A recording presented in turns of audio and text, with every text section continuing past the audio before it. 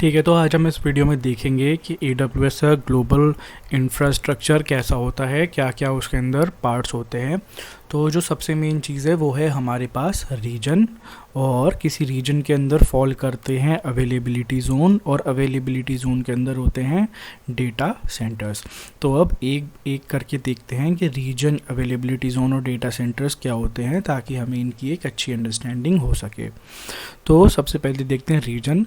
Reason is a cluster of data centres. Okay, तो हमारे पास जो रीजन है, रीजन वर्ल्ड में अलग अलग जगह, अलग अलग कंट्रीज़ के अलग अलग शहरों में जो हैं अवेलेबल होते हैं। जैसे कि कोई रीजन है हमारा मुंबई, मुंबई में अगर हमारे पास क्लस्टर है डेटा सेंटर्स का, क्लस्टर यानी कि एक ग्रुप है और मल्टीपल कॉम्बिनेशंस हैं उसके, तो वो हमारा एक क्लस्टर हो गया डेटा सेंटर्स का। टोक्यो के अंदर अगर हमारे पास सेटअप किया हुआ है कोई रीजन, वहाँ पे बहुत सारे डेटा सेंटर्स हैं, तो वो हमारा टोक्यो एक रीजन हो गया। इसी प्रकार से अलग अलग जगह पर हमारे रीजन डिस्ट्रीब्यूटेड हैं AWS में, और इनका नेमिंग कन्वेंशन को इस प्रकार का होता है कि AP means Asia Pacific, south area के अंदर फर्स्ट हमारा रीजन। ओके, फिर एशिया पैसिफिक नॉर्थ ईस्ट के अंदर एक रीजन। तो अगर मान लीजिए हमारा एशिया पैसिफिक साउथ में ही कोई और रीजन होता, तो उसका नाम होता AP-South-2।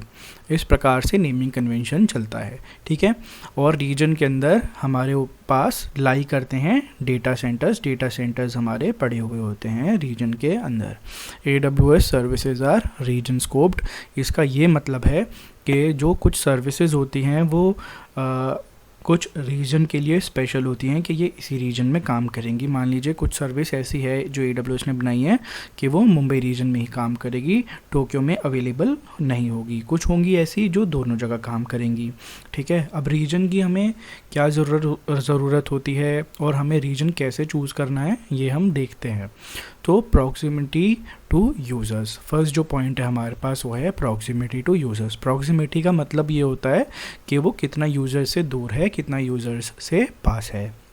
तो मान लीजिए मैं इंडिया में रहता हूँ और मुझे कोई एप्लीकेशन लॉन्च करनी है, वेब एप्लीकेशन है मेरी कोई, और मैं जानता हूँ कि मेरे जो यूज़र्स होंगे मोस्टली वो होंगे इंडिया के अंदर। तो मैं ऐसा रीजन चूज़ करूँगा जो मेरा इंडिया के अंदर हो या इंडिया के बहुत क्लोज हो, ताकि वो यूज़र्स जो हैं उसके, उस वेब एप्लीकेशन के, उनके क्लोज हो। ठीक है, तो मैं चूज़ करूँगा इस केस में मुंबई। इसका रीज़न ये है कि अगर मैं मुंबई चूज़ करता हूँ तो जो यूज़र्स एक्सेस करेंगे इंडिया के अंदर, तो मुंबई उनको एक जगह ऐसी मिलेगी कि इंटरनेट की हमारी स्पीड जो है, लेटेंसी जो है, वो यूज़र्स को कम मिलेगी।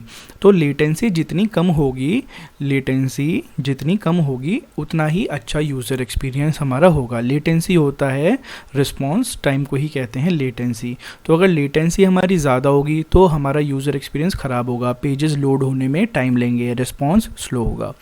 तो अगर मेरे यूज़र्स USA में हैं तो मैं कोई ऐसा सर्वर चूज़ करूँगा, जो ऐसा रीजन चूज़ करूँगा जो कि USA के अंदर हो, ताकि मेरे यूज़र्स को एक्सपीरियंस बहुत अच्छा मिले। दूसरा, प्राइसेस जो होते हैं सर्विसेज के, वो रीजन्स में थोड़ा थोड़ा वेरी करते हैं, लेकिन उनके अंदर बहुत ज़्यादा ज़मीन आसमान का अंतर नहीं होता, कुछ थोड़ा बहुत ही अंतर होता है पैसों में। और उसके बाद ये है अवेलेबल सर्विसेज। जैसे मैंने पिछले स्लाइड में बताया कि कुछ फीचर्स जो होते हैं वो किसी स्पेसिफिक रीजन के लिए ही होते हैं। फिर मान लीजिए कोई सर्विस AWS ने नई लॉन्च करी, तो वो टेस्ट करने के लिए उसे कुछ ही रीजन्स में शुरू में लॉन्च करेगा, फिर धीरे धीरे सब रीजन्स में उसको बढ़ाना शुरू करेगा। ठीक है, इसका रीज़न ये होता है फॉर द टेस्टिंग पर्पस, कि वो टेस्टिंग के लिए कुछ ही रीजन्स के अंदर उस सर्विस को लॉन्च करते हैं। तो अगर मान लीजिए कोई नई सर्विस और हमें वो यूज़ करनी ही करनी है, तो हमें अपनी जो है जो अपनी एप्लीकेशन है उसको किसी उसी रीजन में चालू करना पड़ेगा, जाके लॉन्च करना पड़ेगा जहाँ पे हमारी वो सर्विस अवेलेबल होगी। ठीक, अब हम तो अब अवेलेबिलिटी जोन्स देख लेते हैं क्या होते हैं। अवेलेबिलिटी जोन्स होते हैं हमारे डिस्क्रीट डेटा सेंटर्स। ठीक है, अवेलेबिलिटी जोन्स के अंदर डेटा सेंटर हो सकते हैं, आप एक अवेलेबिलिटी जोन को ही डेटा सेंटर कह सकते हैं। अवेलेबिलिटी जोन जो है रीजन के अंदर, किसी एक रीजन के अंदर मिनिमम 2 अवेलेबिलिटी जोन होते हैं AWS में, मैक्सिमम 6 अवेलेबिलिटी जोन्स होते हैं, और यूजुअली 3 रखे जाते हैं अवेलेबिलिटी जोन्स किसी भी रीजन के अंदर। मान लीजिए आप मुंबई की बात करेंगे अगर, तो मुंबई में मिनिमम 2 अवेलेबिलिटी जोन्स तो होंगे ही होंगे, ठीक है। इसका रीज़न मैं आपको बताता हूँ। जैसे कि ये नाम कह रहा है अवेलेबिलिटी, तो अवेलेबिलिटी जोन्स का काम होता है अवेलेबिलिटी बढ़ाना, ठीक है। अभी हम आगे देखते हैं वो कैसे होता है, वो हम कवर करेंगे 3rd पॉइंट में। तो डिस्क्रीट डेटा सेंटर हो गए, मैं पता लग गया डेटा सेंटर यानी कि जहाँ पे हमारे फिजिकली रिसोर्सेज सर्वर्स वगैरह रखे हुए हैं, नेटवर्किंग जहाँ पे चल रही है, और इन सब को कहते हैं डेटा सेंटर, जहाँ हमारे सर्वर मौजूद हैं, ठीक है। फिर इसका नेमिंग कन्वेंशन कैसा होता है, AP south east 1A, AP south east 1B। जो पहला अवेलेबिलिटी सेंटर होगा ये तो यहाँ तक तो जो है रीजन का नाम हो गया, और उसके आगे A लग रहा है या B लग रहा है तो वो बताता है ये पहला अवेलेबिलिटी जोन है, दूसरा अवेलेबिलिटी जोन है, ऐसे ही C, D, E बताते रहेंगे कि इस रीजन का कौन सा अवेलेबिलिटी जोन की हम बात कर रहे हैं, ठीक है। तो अब ये होते हैं isolated from each other which helps in case of disaster. इन अवेलेबिलिटी जोन्स को कुछ 100 किलोमीटर्स की दूरी पर रखा जाता है, ठीक है। जनरली उसका ये रीज़न होता है कि अगर मान लीजिए किसी एक अवेलेबिलिटी जोन में हमारा डिज़ास्टर की वजह से अवेलेबिलिटी जोन जो है हमारा वो डैमेज हो गया या पूरा ख़त्म हो गया, तो हमारी जो सर्विसेज हैं वो दूसरे अवेलेबिलिटी जोन में कंटिन्यू कर सकती हैं, हमारा काम नहीं रुकेगा। ये होता है हाई अवेलेबिलिटी या अवेलेबिलिटी को बढ़ाना, क्योंकि अगर हमारे एक ही एजी होगा, यूज़र ने वहाँ पे अपनी सर्वर्स को लॉन्च कर रखा है और वो ख़त्म हो गया तो एप्लीकेशन गई, पर ऐसा नहीं होता। उसकी जो है एप्लीकेशन मल्टीपल एजी में लॉन्च करने का उसके पास ऑप्शन होता है। नंबर 4th पॉइंट है connected to each other using high speed links. तो ये जो एजीज होते हैं ये आपस में कम्युनिकेट कर सकते हैं, इनको हाई स्पीड नेटवर्क से कनेक्ट किया जाता है, okay. Next thing is points of presence. Points of presence क्या होते हैं, ये हमारे होते हैं एज लोकेशंस। एज लोकेशंस मान लीजिए ऐसे होते हैं कि मान लीजिए ये मेरा मेन सर्वर है, ठीक है, मेन सर्वर है जिस पे मेरी एप्लीकेशन चल रही है।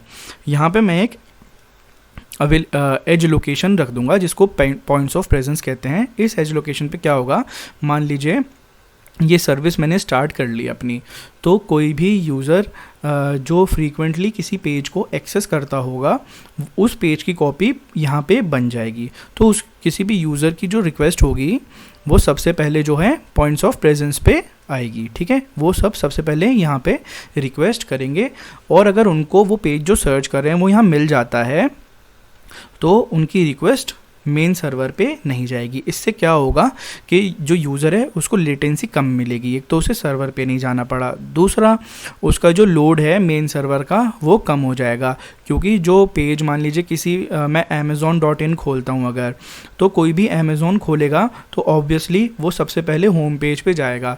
तो होम पेज को मैं अगर एज लोकेशन पे सेव कर दूंगा तो जो मेरा मेन सर्वर है, मेन सर्वर को बार बार यूज़र को रिक्वेस्ट ये फुलफ़िल नहीं करनी पड़ेगी, मतलब कि मेरे सर्वर को बार बार रिस्पॉन्स नहीं देना पड़ेगा यूज़र को, वो एज लोकेशन ही रिस्पॉन्स दे देगी इस पेज का, होम पेज का।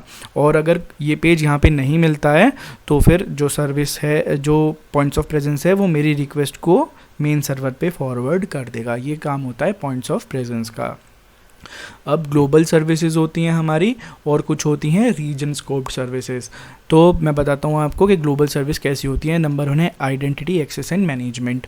आप कोई भी IAM, हम नेक्स्ट वीडियो में टॉपिक देखेंगे कि क्या होता है। इसके अंदर हम मल्टीपल यूज़र्स क्रिएट करते हैं, उनके क्रीडेंशियल्स क्रिएट करते हैं, ठीक है, और उनको ये परमिशंस अलाउ करते हैं कि वो कौन सी AWS सर्विस यूज़ कर सकते हैं। हमारा एक यूज़र जो है, या फिर हम मल्टीपल यूज़र्स क्रिएट कर सकते हैं जो कि हमारे एक ही AWS अकाउंट को यूज़ कर पाएंगे, और इस AWS अकाउंट के अंदर वो कौन सी सर्विस को यूज़ कर सकते हैं वो हम बताते हैं परमिशंस के थ्रू। और राउट 53 है जो हमारा DNS प्रोवाइड करता है और इसके साथ साथ बहुत सारी सर्विसेज प्रोवाइड करता है। तो ये होती हैं ग्लोबल सर्विसेज, ये रीजन स्कोप्ड नहीं होती, यानी कि आप मान लीजिए रीजन को चेंज करते हैं, आप मुंबई रीजन रीजन चेंज कर सकते हैं आप AWS कंसोल में, वो हम पर्टिकुलरली जाके देखेंगे AWS कंसोल में लॉगिन करके। अगर आप मुंबई से टोक्यो में चेंज करते हैं तो ये आपकी जो ग्लोबल सर्विसेज हैं इनके अंदर जो भी चीज़ें आपने बनाई हैं, क्रिएट करी हैं, वो परसिस्ट करेंगी टोक्यो में भी और मुंबई में भी आपको सेम दिखेंगी। लेकिन आप मान लीजिए मुंबई में कोई EC2 लॉन्च करते हैं या इलास्टिक बीनस्टॉक एप्लीकेशन लॉन्च करते हैं या लैम्डा फंक्शन क्रिएट करते हैं मुंबई के अंदर, तो आप जब रीजन चेंज करके टोक्यो में जाएंगे तो वहाँ पे आपको ये चीज़ें नहीं दिखेंगी, क्योंकि इनका जो स्कोप है वो है रीजन के लिए, रीजन स्कोप्ड हैं ये, तो ये एक पर्टिकुलर रीजन के अंदर ही लाई करेंगी और वहीं पे रहेंगी। ऑलराइट, अब हम नेक्स्ट वीडियो में देखेंगे कि IAM क्या होता है और कैसे काम करता है, यूज़र्स क्या होते हैं, क्या ज़रूरत है यूज़र्स बनाने की।